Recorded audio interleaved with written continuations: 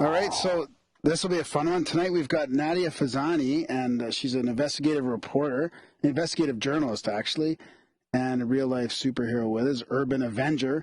Nadia's been interviewing all kinds of people, musicians, secret agents, bounty hunters, and now she's hit the superhero circuit. So we're really excited to chat with you guys about Nadia's work and to hear about Urban Avengers, you know, like right from the streets and right from this real life superhero. So welcome to the show, guys. Thanks for coming on. Thank you for having me. Thanks, Nadia. Can you hear me? Okay. I can. So Nadia, let's start with you, and before we get into the actual listening to Urban Avenger there, what got you into the superhero part from your other work, like talking about bounty hunters and secret agents and all that? How did you end up finding these guys and writing about them? I had been interviewing serial killers and writing about them and studying them for a few years, and it was very negative, very dark, of course, as you can imagine. So I needed a subject that was a little more positive. And so when I first heard of a real-life superhero, I didn't know if it was a joke, if it was someone trying to be a superhero, or what it was, in fact. So I did a little bit of research, and I met a few of them, and I thought they were amazing people. And I figured that at least this time, if I were to cover the superheroes, it would be a more positive topic. And it sure was. There is negative in the world of superheroes, for example, as why they do what they do. But in general, it was a very positive experience. Nice. So what do you mean by negative as far as what they do? Like because there's different reasons of why they all go out there and do that? Exactly. So most people won't just decide to go out on the street and risk their lives to save others. So there's usually a reason behind it. For example, if someone was a victim of any type of crime or witnessed any type of crime and the event affected them, then they want to do whatever they can to help others not to go through the same trauma. So that's basically what most of them are going through. They've been through traumatic events, or they've done things that they regret, or things like that. And so now they want to go back out there and save people they can save. Wow. So what was it like when you first started getting into this and finding these people? How long was that process, and did it surprise you at how prevalent it was out there?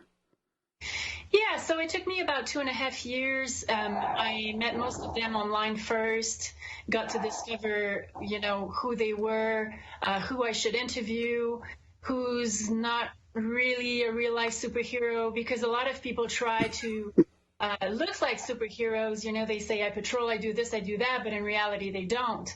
So Urban Avenger here, I saw that he was really patrolling with his team. I've been following him for many years, so I know he's real. So it took a lot of time to get to know them, to ask questions about others, and, get to know the community in general. And I decided to patrol with the ones I actually believed in. So I know, like I said, there are some people who say I'm a real-life superhero, but they're not really a superhero. So I really paid attention to who I should patrol with, and I chose the one that I really believed in. Is there a certain type of person or character that take this on, that really, like, out of the real serious ones? Most of them, like I said, have gone through traumatic events, and so that's why they do it. So I would say that that's the common factor between them. So are they all connected? Is there a connection or a network of these people out there doing that? Yes, there's the community of real-life superheroes, and they're very popular on Facebook, which is a little funny because when I started doing my research, there was almost no superhero online, but thankfully they showed up, and so it made my life a lot easier. So yes, they do communicate online, and they have chat rooms, private chat rooms, and community websites where they communicate together. Yeah. So Urban, can I call you Urban? Yes, please.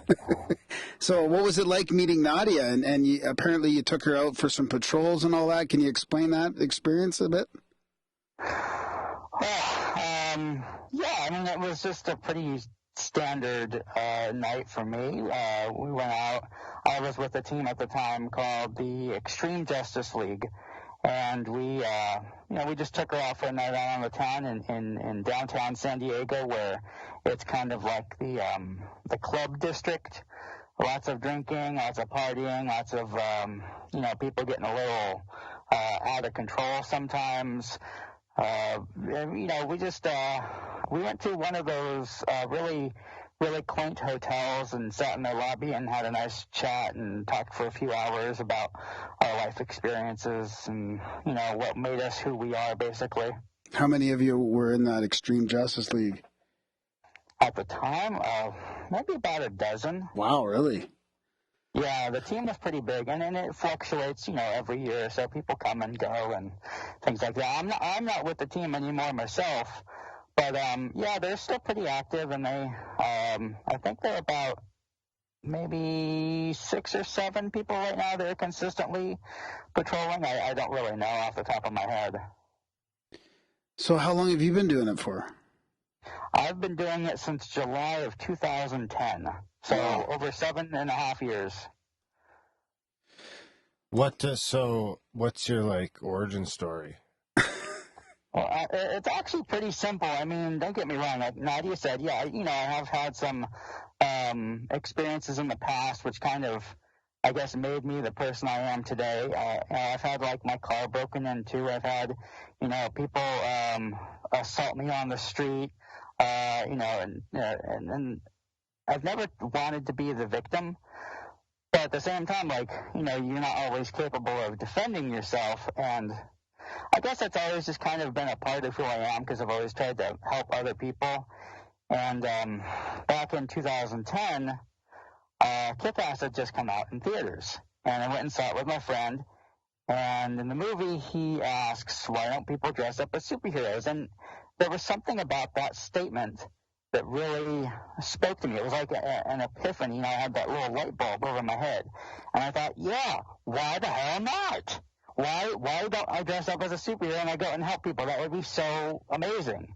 And so I went home and I started doing research, and I learned about real-life superheroes, and I found people like Mr. Extreme and Shadowhair and Cincinnati and the New York Initiative and all these people. It was like discovering a whole new world of comic books. It was like reading X-Men for the first time. I didn't know that these types of people existed, and it completely blew my mind. So I had to become a superhero myself. Actually, I didn't know that it existed until Grab told me that he booked this interview.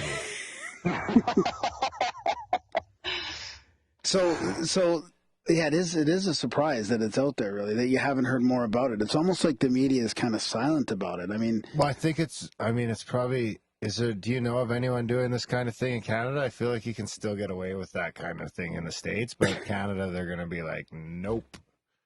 I have a friend who lives in Ontario. And one of the most popular real-life superhero is from Vancouver, Thanatos. Oh, really? What's his name? Thanatos. That's funny.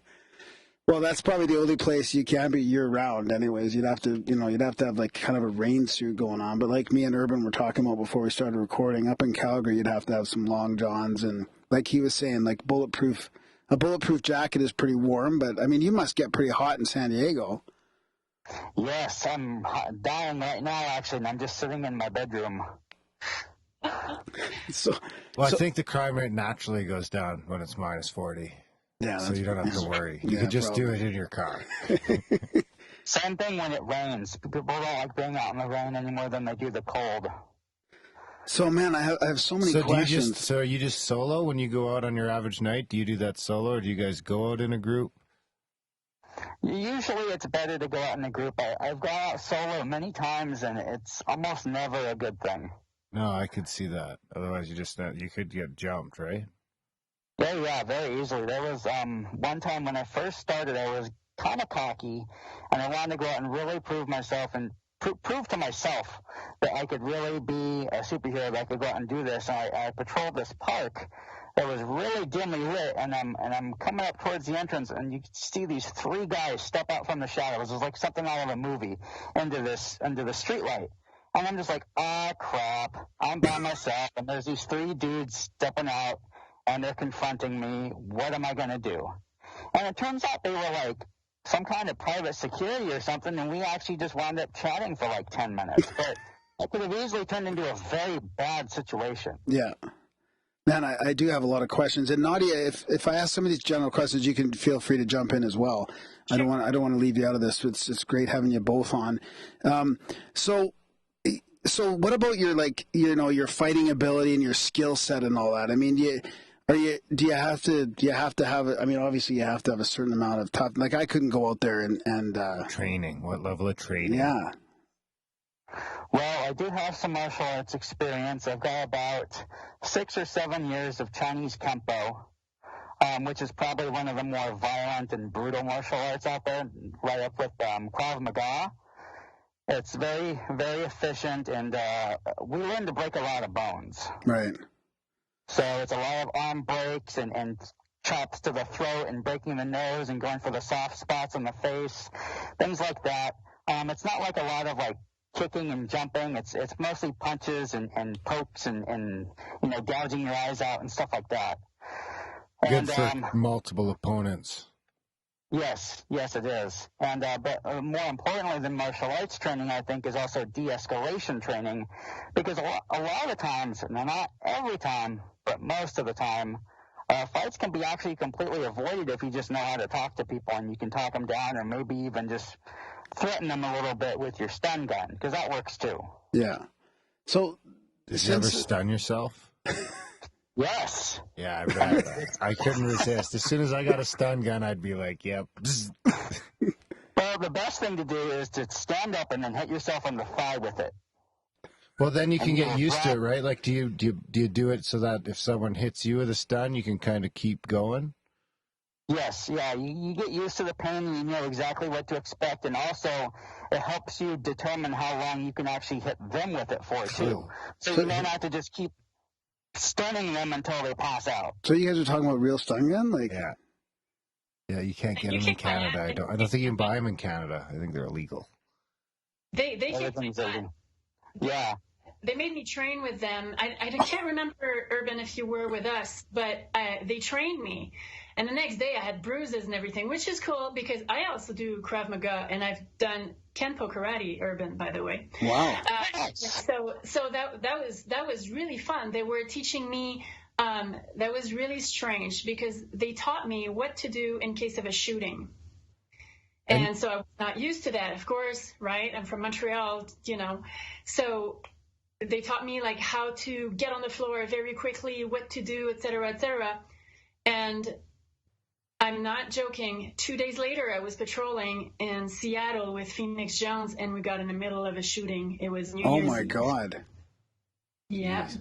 And I did exactly what they taught me to do. And it worked. Yes, it did. It so did. what? Mainly, like I said, to jump on the floor and, you know, like go protect yourself behind a car and things like that. So what happened in that shooting? What did Phoenix do? Well, when it started, we just froze, and then we, you know, got on the floor, went behind cars, and then we tried to see where it was coming from, and it was coming from behind a paramedic truck, an ambulance. So an ambulance or a fire truck, one or the other. It wasn't a big fire truck if it was. But anyway, there is a video on YouTube where we can see part of the shooting. So when it started to calm down, when the shooter was shooting less, then we all got up and we went behind the truck to see where he was coming from, and then he started running. The police arrived. They started running after him. The superheroes took another route to get him caught in between. He was in an alley, and the police arrested him. Wow. So, yeah, I mean, that brings up a whole bunch of other questions. So do you guys have a relationship with the local police force, and do you work with them, or are you sort of, you know, do you have to keep stealthy and anonymous to the local law enforcement as well? Yeah, you know, I consider us pretty lucky down here in San Diego because Well, at first it wasn't easy dealing with the police. We'd had, we'd been stopped and detained and unmasked, and we've had guns pulled on us. And it took a while for the police to finally get up to the point where they, liked us and they respected us and they would invite us to their pre-patrol meetings. It took a couple of years, but now we have a very good relationship with the police. It's actually to the point now where they just kind of leave us alone and let us do our thing. They don't bother us. They don't stop us. They know us by name. Do you give them tips and stuff like that? Like because I'm sure you can only take some of these things to a certain level. Well, if we see something that we can't handle or if we think might be a little too dangerous, yeah, we'll go and tell the police. I've had to run to the cops before and get their attention because sometimes, especially in downtown, it's easier to just run to a cop than it is to try and call 911. Yeah, because the response time is terrible. And when I was patrolling with the team also, they had separated two guys who were fighting, and the police arrived. And the police officer looked at one of the superheroes and he said, "Hey, man, your team is getting bigger. That's really cool." That was in San Diego. Wow. I wonder. Well, the thing is, like, as the government start to go bankrupt, like you hear how many little towns in California, little mini cities and shit going bankrupt. I mean, there's going to be no cops. So, I think you're going to see more and more of this kind of thing. We've had budget cuts in San Diego for stuff like that, sure. So do people? I'm still filled with so many questions, more so than most interviews here. This is fascinating. So, since the whole, do people take you seriously? Like, especially in San Diego, it's the Comic-Con. It's the Comic-Con capital, isn't it? So in the last like since you've been doing this in 2010, I feel like, cosplay and this whole thing has just skyrocketed. So here you are doing the real thing with a few select people, but you're in the city where probably you see the most people dressed up as well. So do you blend into that crowd, or do people just sort of, think that you're sort of doing cosplay and you're not serious? Like, how does that whole paradigm work? It's a mixed bag. It really is. Some people think that I'm cosplaying. Some people think that I'm, they don't know what to think. They think it's Halloween or something, or that I'm confused. And a lot of people also get it too. They get, that I'm a superhero and they know what I'm doing there, and they totally support it, and they think it's great. Huh.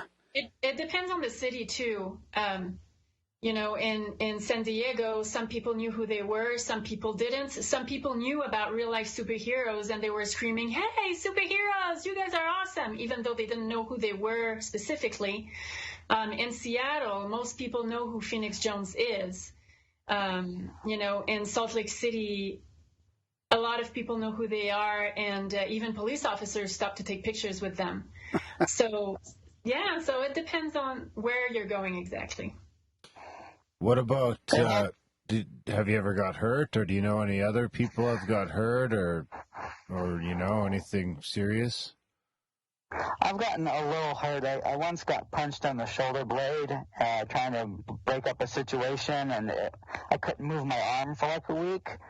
Other than that, I don't really know anyone who has gotten seriously hurt doing it, besides Phoenix Jones, who, he likes to get punched a lot. He likes to fight. Yeah. So he's had a broken nose and a gun drawn on him. He got stabbed. He got shot. And he fought. He's an MMA fighter, so he's not afraid of fighting. Yeah, that's what I feel like. So what about, firearms? Do you carry a firearm or anything like that, or just a stun gun? Just a stun gun, but I do carry a very big flashlight, which can double as both a blinding device because it's extremely bright and a bludgeoning device if I have to. Huh. So what about, like, people that are any of you guys, like, specialize in, like, Shaolin monks or, like, energy work? Or, like, do any of you guys have, like, what some people might not believe is real superpowers out there? I don't think so. I was hoping for a real Maybe monk, you can go be the like, what's the guy's name? Dr. X, or no? Who drives the in the X-Men? He's in the wheelchair and he's the captain. Picard. Professor X. Professor X. Dr. Yeah. X. He's a telepath. Yeah. Well, Graham's kind of telepathic. He's not very telepathic, but I think he'd love to get involved. Like, we've got some people in the chats right now asking how they could get involved. Oh, it's easy. You put on a costume and you come up with a name and you just go out and you do something. You go out and It's just... really easy. You got to practice parkour and stuff, don't you? Like, what if you're running across rooftops? You got to know how to do the tumbles and the running and all that. Like, those would be good. You should have superheroes. I would say you should have some sort of skill level. Like the martial arts and stuff like that. Like, you shouldn't just... If you're just, like... You're going to get your ass kicked if you just go out there. If you think if there's beer involved, you're doing it wrong. However, there are some people who don't have a lot of fighting experience, but they want to do other things. Like, for example, people who study to become paramedics. They will provide first aid. They won't necessarily. Mm-hmm. You'll be the healers, so you'll be like the healer superhero out there. But they patrol with a team. And also women will patrol with a team or on their own, but usually with a team. And so if a woman is the victim of any crime, she'll be the one approaching the woman to make her feel safer than if it's just a bunch of guys approaching her. What a great idea. So you have a well-rounded team. You know, you got your fighters and your healers and your... You could be a healer. Your women. I could go over with some Reiki and just calm the situation down. Yeah. You might have like energy workers and stuff. I don't think you can handle like bleeding and stuff though. No, I can do that. You just become a liability. So what about when something happens? And like who decides what is right, and like how do you I guess you got to be careful you don't jump into a situation on the wrong side, right? Like if you catch a conflict that is halfway in between, like you got to be careful you're not picking sides, right? You can't take sides. You have to be objective and just try and stop the immediate violence or whatever the situation is. You can't necessarily, pick sides and then go up and just beat up on the other guy just because the other person says that they're the victim. Exactly, because he's losing the fight. You can't just, go and help the loser out, right? Because they might be the one that started it. Well, I've been in that situation myself. So, like I said, all you can do is to just stop the immediate threat or whatever it is, and go from there. And like in this particular situation I'm talking about, Mr. Extreme and I think one other guy, were walking down the street, and I see this dude being chased across the street from us, and he falls, he trips on something, and then the guy who was chasing him starts, stomping on his head. And I go over there, and I hit the dude with my stun gun because this guy was huge. I'm a small dude. I'm only 5'7", like 170 pounds. And this dude was easily like 6 foot something, 250 pounds. He was big. Like Spider-Man versus Kingpin kind of big. And so I hit him with my stun gun, just enough to get his attention. And he's like, "What the hell?" I'm like, "Dude, get off of him. Like, back up." And he's like, "He started it." I'm like, "What did he do?" He's like, he messed with my girlfriend. I'm like, "Well, that's no reason to try and kill him." So you could say that the other guy started it, but now he's become the victim. And it's not like he assaulted the other guy. He just messed with his girlfriend or whatever the case was. But this dude, his head was stuck, against the wheel of a car, and this guy was kicking his face in. Yeah, like he could have died. Yeah, and really there. You are just intervening. Then it's not like you're kicking the shit out of the other guy. You're just trying to, like you said, diffuse the situation, right? Yeah, all I did was I hit him in the side with my stun gun. He backed off, and I got him to go away. I de-escalated the situation, and I stopped the threat. And I didn't have to kick anybody's ass to do it either. What's your, like, I'd say if you go out 10 nights, I don't know if you're out every night or every other night, but out of 10 nights, how many nights are you having encounters, and what's the most popular encounter? Maybe one, and it's usually drunken fights. Yeah, like even if you go out, like, let's say you average only 3 nights a week, but you go out every single week, you're still probably only going to encounter 1 or 2 incidences throughout the whole time. And some nights are busier than others. Some months are busier than others. It always seems like October is the crazy month where shit hits the fan every night. So it's more that you're not like you're less out there investigating crimes, and you're more out there for just like general people in public trouble, disobedience, assaults of, being out there is just an extra set of eyes really watching, the worst time's got to be when the bars close down. Pretty much, yeah. And then that's when the streets literally flood. It's like drunken zombies just all marching along. And every once in a while they'll bump into each other and they'll start a fight.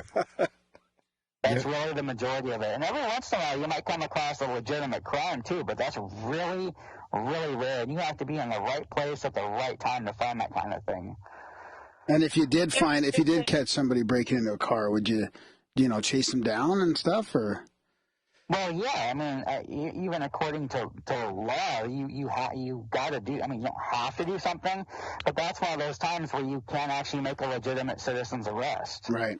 At least in California, I don't know about other states. Please look into your local laws regarding citizen's arrest. Footnote. If you see somebody committing a felony, you have the right to place them in a citizen's arrest. And if you witness them committing a misdemeanor, it's the same thing. And if you think they committed a felony or somebody told you they did something, you can do that too. It has to be a felony. So you have to witness a misdemeanor or a felony, or even just think that they committed a felony. Wow. To respond to the question also, that's the story of many real-life superheroes, or people who want to be real-life superheroes. A lot of them patrol for a very long time before seeing actually something happening. Like Death Head Moth, for example, he's from Virginia, and it took him a month and a half of patrolling alone before seeing actually something happening. And that's why a lot of people who want to become real-life superheroes get discouraged very easily. Yeah, it's a lot of work. I was out for about 4 months before I witnessed my first assault. 4 months is a long time to be walking around not knowing if you're actually being effective or not. Yeah. And even San Diego's a pretty big city too. Like in Calgary, you could go a year without seeing anything. Yeah, actually, the thing about Calgary, though, is like all the crime would be on like 1 or 2 streets. Yeah, it'd be pretty central. Well, no, there's some pretty bad neighborhoods. I think there's a lot of crime going on here as well. A lot of car break-ins and stuff like that. Like if you talk to the cops, there's a lot of some of the crime is still escalating with the way people are stealing cars and all that. And that's also why some real-life superheroes get discouraged and they decide to choose to do something else. Like, for example, Life from New York, he wanted to fight crime, but in his area, nothing would happen, which is a good thing, of course. So he decided to help homeless people instead. Ah. So that's a good one. That'd be the way to go here for sure. You could do that here for sure. So what are some of the ways that he would do that? Getting food for them, coats, clothes, toothbrushes, toothpaste, razors, anything they need, really. And I guess if you're in that environment, it'd probably be pretty easy to stop some conflicts and actually be a little bit of a superhero as well. I'm sure. Yeah. So a lot of the time, homeless are victims of crimes themselves. Mm-hmm. Yeah, exactly. So what about the full moon? I mean, do you make a point to going out on that night? Is that night any crazier than other nights? Not that I've ever noticed. No, I can't really say one way or the other whether a full moon has had an impact on, people being assholes more than other nights. Because I thought I heard that from hospitals and from the medical community that there's more incidents on a full moon. Because people get lunacy. Yeah. I heard that too. I think it's old wives' tale. Maybe not though. I don't know if you could say old wives' tale anymore. That might be sexist. It's an urban legend. Oh, does that what legend? An urban legend. There's your name. There's your new name. Is there already an urban legend out there? A bit of one. Yeah, I thought about changing my name after a few years to that. That'll be after you retire. Yeah. Until someone, hopefully someone's like, I guess you guys are a team, but is there like, what is the rate? Like, do you have people constantly asking you and approaching you and wanting to get involved? Yes, and usually I discourage it, actually. It really takes a certain kind of person to want to go out and do that. And a lot of people, at first they're initially excited, and then they realize that it's not everything it's cracked up to be, everything they fantasized it would be, and then they just give up. And I'd probably say the turnaround rate is about 75% of people who jump into it and then they get bored and they walk away. So 3 out of 4 people generally give up after like a couple of weeks or a couple of months. Even after 7 years, sometimes it's hard to get out there. And people go through phases too, where they get busy with life and they get sidetracked by other more important things, and then they just kind of, put being a superhero on the back burner. And sometimes it's really sad to see those people go because they were very good at what they did, or they just had a really cool persona and personality, so to speak. And sometimes it sucks to see those people go, and other times it's like, go away. You're just kind of taking up space. You're making it worse for us heroes out here. You're going to get your ass kicked. Yeah, exactly. And that's happened before to people. There was a guy out in the UK who got his ass kicked. He got beat up by like 4 or 5 guys, and he just up and quit just like that. I don't know if I could do the same thing. I don't know if I ever got, jumped like that, if I would quit. Probably not. But that, it's just like you weren't serious about it to begin with if you're going to let one incident, kind of just put you, out for good. Yeah. So Nadia, do you want to talk about some other examples of the the people that are out there doing this that we haven't talked about? Some of the interesting stories or people out there. Sure. So I met people from Quebec, since I'm from Montreal. I met some people from Quebec City and from Montreal. The people in Quebec City, unfortunately, didn't patrol for very long. They got discouraged after a while, and they just stopped. The people in Montreal, however, they were 2 guys. One is still patrolling. The other one had 2 babies, so now, he's busy at home. But he still tries to patrol once in a while, help the homeless. And, of course, there's Thanatos from Vancouver, who I don't know if he still patrols. Urban, do you know if he still patrols? He popped up on Facebook last year, and he's been really busy with his family and his tattooing business. He's pretty much retired at this point. He's over 65 years old. And he was seen like the father of the community, like the model of the community. So I patrolled with him, and it was very enlightening, and he taught me a lot of things. And then after that, I also went to Virginia. I went to Seattle, met with Phoenix Jones. I was supposed to patrol with him and his team once, but then he invited me for New Year's Eve, so I went back. The first time I patrolled with him. So we patrolled And this one is night. in Seattle? Sorry? In Seattle, okay. Yes. And nothing really was happening. There were a lot of people telling him, you want to fight Phoenix Jones? I can kick your butt. Things like that. Others who wanted to take pictures with him. They stopped a few fights, and that was it. We were going back to the cars and, go back home in a way. But then a man with a gun followed us, and he asked Phoenix Jones's wife, he said, who's the leader? And someone else, unfortunately, told him. So then he was coming down with the gun, and I was with Phoenix Jones and another guy, and he was coming toward us. And I was stuck between a wall and a car, and he just walked past me. And I don't know, I guess he wanted to shoot us. He followed us. And then Phoenix Jones, and the guy said, they tried to de-escalate, but this guy was really motivated. So he went on the other side of the street and just followed us everywhere we went. So, of course, the superheroes called the police, and they, Phoenix Jones was saying, go between buildings to protect yourself and blah, blah, blah. And as the police arrived, he just ran away. And so then I went to San Diego, I went to Oakland, I went to San Francisco, and it was nice to patrol in San Diego because of the training I received, because the guys were really cool. And then, as I said, I went back to Seattle, and the shooting happened on New Year's. There was also a man who was holding a woman against the wall. He wasn't really holding her, but he was putting his arms around her so she couldn't move. And so Phoenix Jones's team said, let's see what happens. Let's stay for a few minutes. And then he started being more aggressive, so they called 911. A few things like that. Did you wear a costume or? I did wear a costume. So at first I didn't, but then when I got to Seattle, Phoenix Jones said, you should really wear a costume so you can feel the way we feel. You can be treated the way we're being treated. Yeah.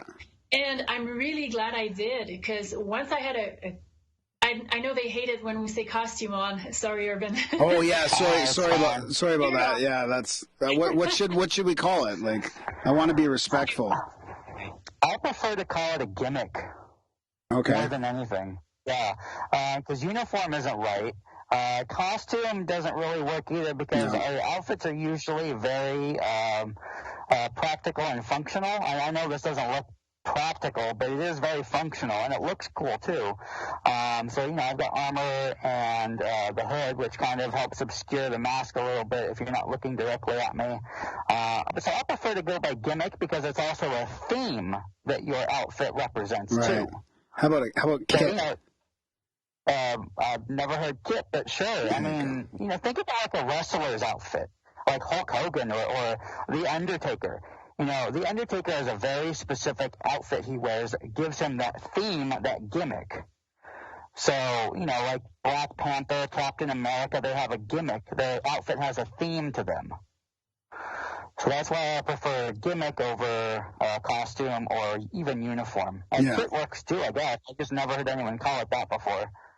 But a lot of them will call them gear as well. Gear, yeah. I was thinking gear as well. Gear, kit, yeah. So what was your gear, Nadia? So I went to a store with Phoenix Jones, and we bought a red mask, and another superhero gave me a red piece of fabric so I could hide the bottom of my face. The rest of it was just black. I had a bulletproof vest, and I had a jacket and black pants and black boots, and that was about it. Yeah. But I felt very special when I put it on, because it was as if I had to be the best of myself. Exactly, yeah. Not that I'm saying I'm not perfect, but I really had to be like a model. I really had to do everything right. And it seemed like all of my senses were better. I was very alert. I would look everywhere. I would hear more than I usually hear. I was very concentrated. And it was really a rush of adrenaline when I saw something, and we had to act to save someone. It was really, really fun.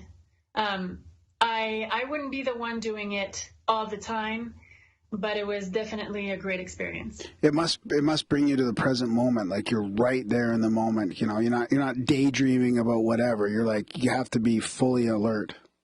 Exactly, you have to be fully alert.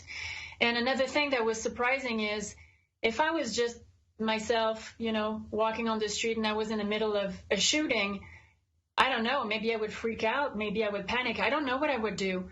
But because we were mentally prepared to any situation, everything was under control in our mind. Do you know what I mean? Like, we were prepared for that. We were prepared to do whatever it took. It's a little bit like, I used to be a photographer for firefighters. I went to firefighting school. And it's a little bit like the same thing, in the sense that when you get an alert and you leave the fire station, you are aware of what code it is. So you're expecting to see a certain type of event. When you get on the scene, if you see someone who went through who was in an accident, you don't start crying. You're really prepared. You rush there. You do whatever you can to save the person. So it's about the same feeling. Yeah, that makes sense. Yeah. So can we talk a bit more about your costume, Urban? Or not? Sorry, geez, I said it again. Your gear, your kit, your gimmick. So you've got the hood. So what do you wear on your legs? Do you have padding on your legs? Is it black and red, like you've got your little your bulletproof vest there? Yeah. Well, the bulletproof vest would be underneath this. This is really more for like cosmetic and like blunt force trauma type of stuff, like punches and baseball bats and things like that. This is actually a motorcycle vest. Okay. So it can handle a lot of kinetic energy. Okay. Just not a bullet because it's still plastic. But as for like what my legs would wear if I was wearing pants, they would be just like black BDU pants. I wear Ninja Tabby shoes, which are like the two-toed, like Ninja Turtle style shoes. You know what I'm talking about? Yep. Okay, yeah, and sometimes I wear like these what do you call those? Catcher's leg armor. So, but sometimes SWAT teams wear similar style shin guards. It's mostly just to prevent people from kicking my shins or scraping them if I'm in a conflict, or like if I fall. I've fallen a few times, and definitely having appropriate safety gear like elbow and knee pads, shin guards, bracers, things like that really help. I wear gloves, which are heavily armored. I don't know. Can you see those okay? Yeah. Do you have your stun gun handy? Can we see your stun gun? I don't have it with me. No, it's buried in the back with the rest of my gear. I try not to bring it out too much, but it's a flashlight that's got a little. It's almost like a cattle prod kind of, but a little smaller. Yeah, Nice. it is pretty nice, and I need to get a new one anyway because it's starting to die on me. I've had the things for years, and it's seen a lot of wear and tear. Well, do you have like? I was gonna actually ask. Do you have like A utility belt? or no, like a donate button or a tip jar? Is there any place our listeners can go to support you, like financially, and maybe donate or anything like that to get you a new stun gun? No, that's what I have a job for. I don't have anything like that set up. I've never really liked the idea of taking donations. I mean, if somebody's on the streets and like, hey man, I want to give you like $5 or something, like I'm not going to say no. But I've never set up any kind of PayPal button or anything like that.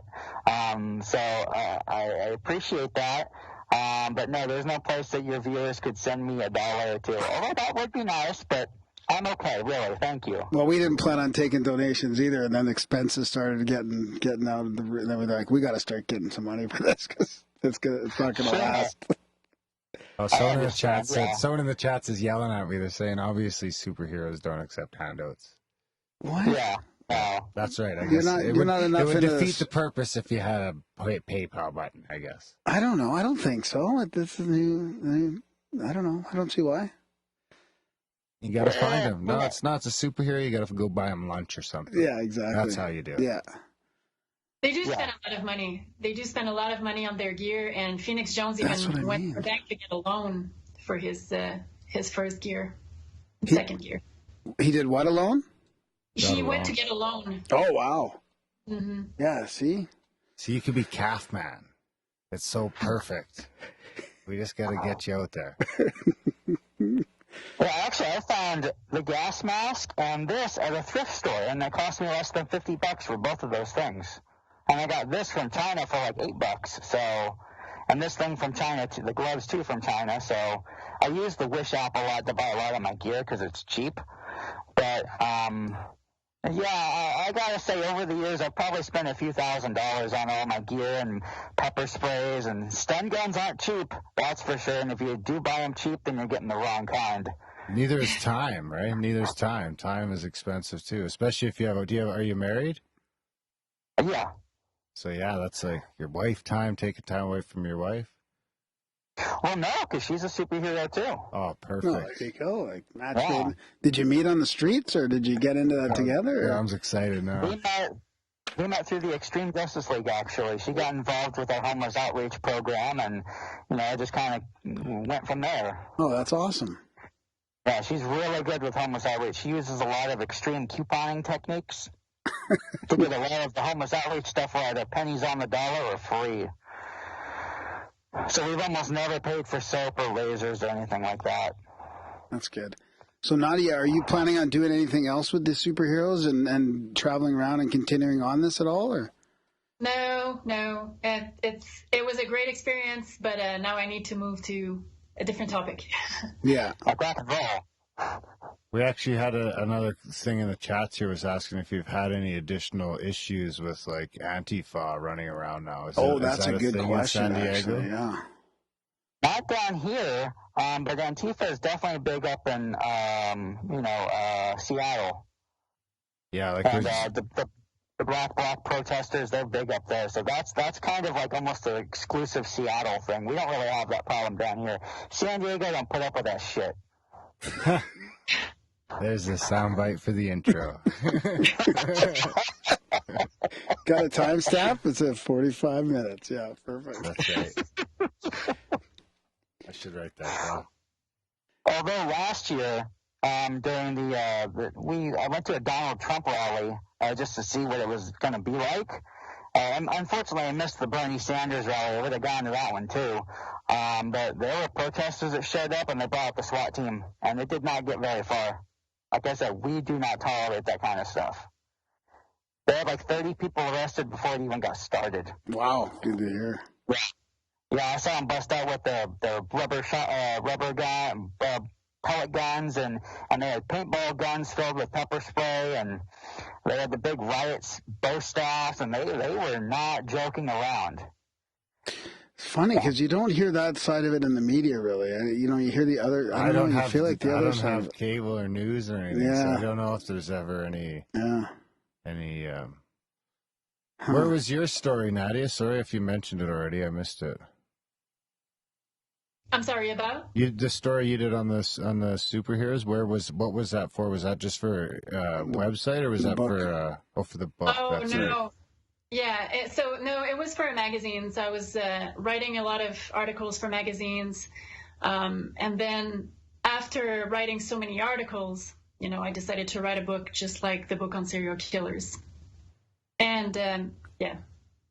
So how did your previous work, like the serial killer, learning about the criminology of that and the bounty hunters, how did that play into this whole thing with secret agents? There seems to be a theme there, like this whole underground criminology and crime fighting. Yes, I really like challenges. So interviewing serial killers was obviously a big challenge, and understanding more about the psychology behind it and everything. And with the bounty hunters, it was really fun. I went to California with them, and we had a great time. It was fun, like discovering what they were doing, discovering what equipment they were using, and things like that. It was great. So yes, I like challenges. I like to interview people that we don't necessarily hear about a lot, like special agents and all that. And superheroes were just about the same. I heard about them in the news, but it was still not necessarily a topic that everyone was aware of. Yeah, I totally get that. That's why we do the podcast. We get to talk to people that you don't normally hear from and that have interesting and different views. It's a blast. So Nadia, what do you got coming up then? What's your work like coming up? You're interviewing musicians and stuff like that? Yeah, right now I'm interviewing musicians, heavy metal musicians. So I recently interviewed the singer of Megadeth, a guy from Anthrax, Motorhead, the drummer of Def Leppard. So that's what I'm working on right now. I also interviewed an ex-skinhead who talks against racism and has a foundation to help people getting out of there. And that's what I'm doing right now. Nice. Wow. And Urban, who is your? Would you mind, like, who's your like, hero? crew, your league? Well, that's a good question too. My team? Yeah, like who's your team? Can you rattle off the names of? You mentioned your wife, but could you give us the rundown of your team members? Yeah, I've got a few people. I'm extremely picky about who I have on my team. I've got myself, obviously. I've got my wife. She's a certified EMT. I've got my right-hand man, who is really my partner, Hombre Obscuro. He's been in the security industry for about 20 years. Oh. And I have a fellow named Red Diamond, who is a licensed private investigator. Nice. So we all bring a little something to the table. It's very nice to have people with skill sets that you can be proud of and really, these are people that you can rely on, and they have skills, and they have something to bring to the table. And I think that's about it. I think that's all of us, yeah. Like I said, I'm really picky, so if somebody comes along and they ask can I be on the team, I'm most likely going to say no unless I know what they're about. Yeah. What's your wife's hero name? Sheer. Sheer. Yeah, S-H-E-E-R. Nice. Yeah. And did you Nadia? Did you have your hero name as well that night? No, I did not. You didn't go that far, eh? No. We had a guest on who does classes in avatarism, like, and he kind of gets people into picking their avatar and then creating like what you guys have done, but not necessarily in the superhero format, but just for like festivals and stuff like that. And it's really interesting to try and get out of yourself and into like who you would want to be, right? And then you guys mentioned like, you know, when you dress up like that and go out there, you become your best self. Yeah. If you could pick a name, what would it be? Do I get to pick Graham's name or my name? How about let's do both? You could pick a name for me and a name for you. I don't know. I can't do it live like this. I don't know. Okay, well for Graham, his nickname would be Calf Man, or his superhero name would be Calf Man, and my superhero name would be Dark Thunder. Dark Thunder. I like that. What about you, Nadia? I really don't know. I'd have to think about it. Okay, fair enough. It took me like a month to come up with my name. I'm like Nadia. I can't just come up with it on the cuff like that. But I just made a D&D character and I gave him 5 names, so it could be one of those names, maybe like Granos. That's my character's name. So, well, is there anything else you guys want to mention before we start wrapping it up? Urban, is there anything you want to say? Actually, since we were just talking about names, yeah, that's probably one of the hardest challenges people have when coming up with their persona is trying to come up with a good name. A lot of people come up with really stupid names like Shadow Guy and Dark Dude. Dark Thunder. Someone put White Feather for me in there. You know, and it seems like they just click like one of those random name generators on the internet, or they pick two names out of a hat or something. Like you have a descriptor and a noun, you know, and then it's like, who comes up with these names? Like, I don't think Urban Avenger is necessarily the greatest name, although I like it. And but no one's ever been able to, you know. Actually, no, I'll put it to you this way: a lot of people have tried to copy me. So they've been like Urban Ninja, they've been like Urban Warrior, and you know, something Avenger, and yeah, it's like. Well, the name is really hard, apparently. Well, yours is very descriptive too. It tells you what, you know, you're avenging the urban landscape. You know, you're an urban Avenger. It's perfect. The name and the gas mask it's great. I figured out what I'd be. I had a name come to me in meditation once, and it was Guan the Protector. Guan the Protector. So that's maybe what I would have to be. Like if that came to G-W-A-N? Yeah, Guan. Yeah, I looked it up, and it's really kind of a weird meaning and stuff. But I'd probably have to do that. Yeah. That's better than White Feather. Yeah. So, Nadia, we actually had someone in the chat say that they're going to be your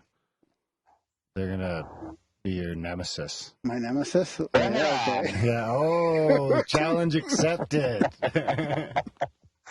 Come at me, bro. Right on. Nadia, is there anything else you think you want to say before we wrap it up? Sure. Actually, there's something else that's pretty interesting. There are also the real-life supervillains. Oh, geez, yeah, that's a good point.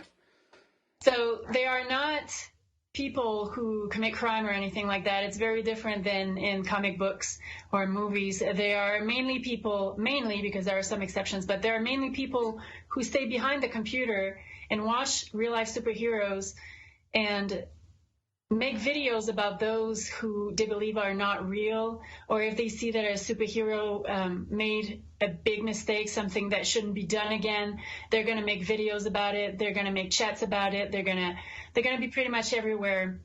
And accountability, like real life trolls. Yes. Yeah.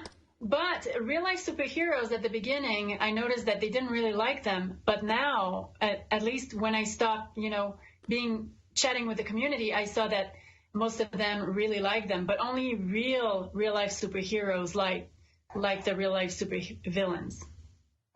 I don't It's a understand. nemesis. It fills a void. I think it fills a void. Is that what you mean? Like they like them because of the conflict or something like that, or because of the challenge? The notoriety, No, too. they like them because, like I said earlier, a lot of people want to become real life superheroes, but they're not necessarily real. For example, I was chatting with one and he was always on Facebook and he would say, I'm going to go patrolling. And then 5 minutes later, he was back. So this is not a real life superhero. So the supervillains are there to see who's real and who's not, and to get those who are not out of the community. Oh, I see. I get it. Oh, wow. That's interesting. See, that's a role you could fill. No. It's non-violent, non-confrontational. No, I can't sit behind a creep computer. around in your car, watching the scene. It's perfect for you. We'll call you the creeper. One of my favorite supervillains ever was the Golden Dawn. Oh, that's I know perfect. him very well. That's perfect. Eh? Is that James Bond? He's the occultist, the Golden Dawn. Yeah. I liked, who's the guy with the metal teeth? But are there also are there also people though that would be the opposite side of you guys in dressing up and actually being evil out there? Like why wouldn't there be the yin to that yang there? Oh, there are people like that. Sure, they'll wear like Spider-Man masks and go rob a liquor store. There was that whole clown craze about a year ago.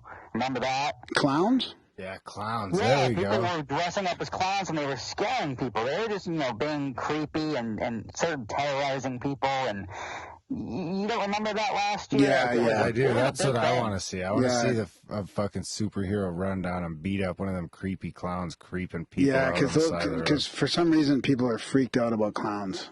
I know some people It's a personally whole that big thing. Yeah, it must be that, really. I don't know. A Richard Nixon mask too. I always see that one. Well, that's a popular one. from Point Break. That's why I think. Isn't it from Heat? I'm thinking Heat. Yeah. It's a popular one. We should get a Richard Nixon mask for the studio. Before we wrap up, is there anything else you guys wanted to say or plug, or where our listeners can track you down or follow you or anything like that? I Well, have a guys, Facebook page. sorry, No, go ahead. if you want to know more. There's my book out there called Real Life Superheroes. Absolutely. Is that? Do you have a website we can buy that from instead of Amazon, or is there a preferred method? No, it's pretty much in all the main stores, bookstores, Walmart, Target, Amazon, Barnes & Noble. It's available everywhere. Nice. And you do have a website as well, right? I do. I would have to spell it out, but it's Nadia, Nadia, Fezzani, F as in Frank, EZZANI.com. Ooh, Awesome. I like And- that you said Zed. And I'll link to all that in the show notes as well. I'm Canadian too, you know. Yeah, For our exactly. American listeners, Zed is Z,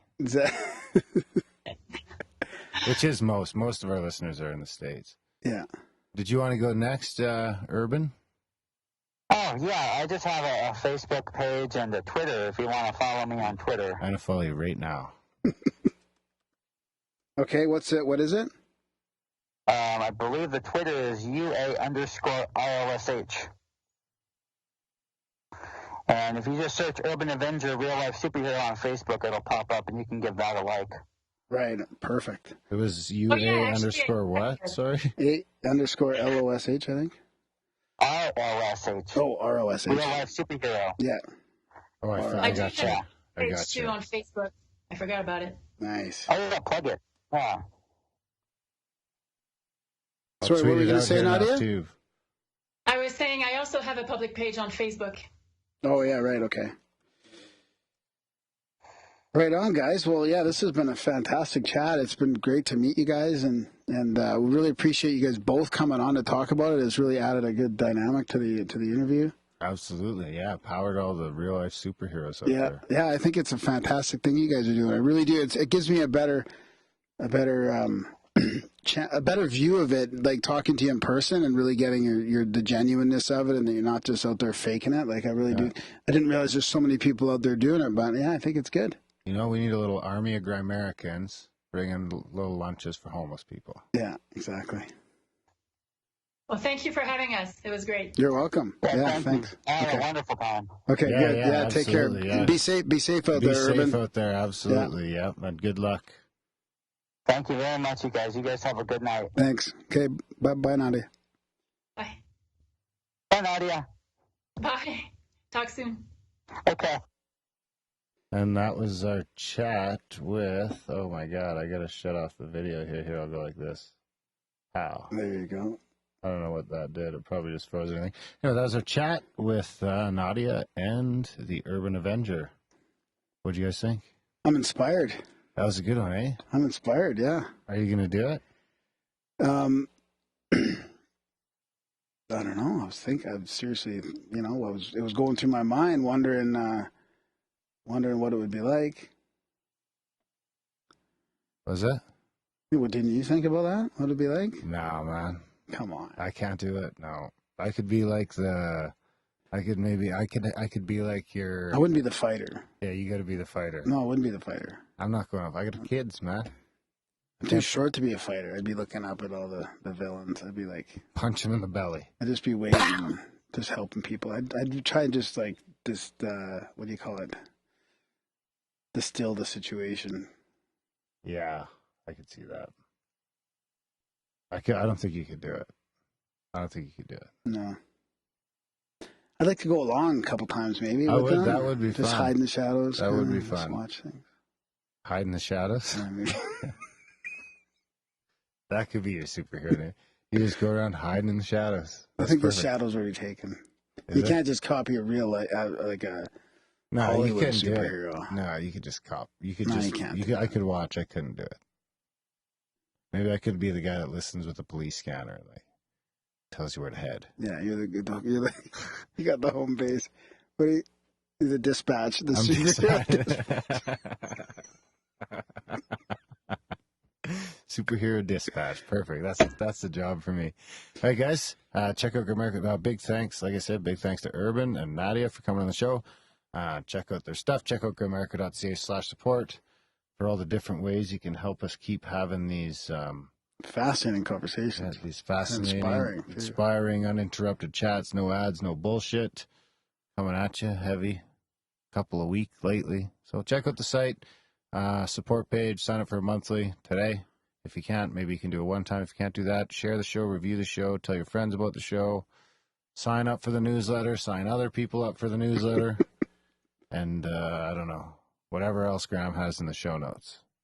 Save some people. And yeah, be a superhero. Thanks for listening, and we will see you next week. Okay, end of the audio. We should wrap down the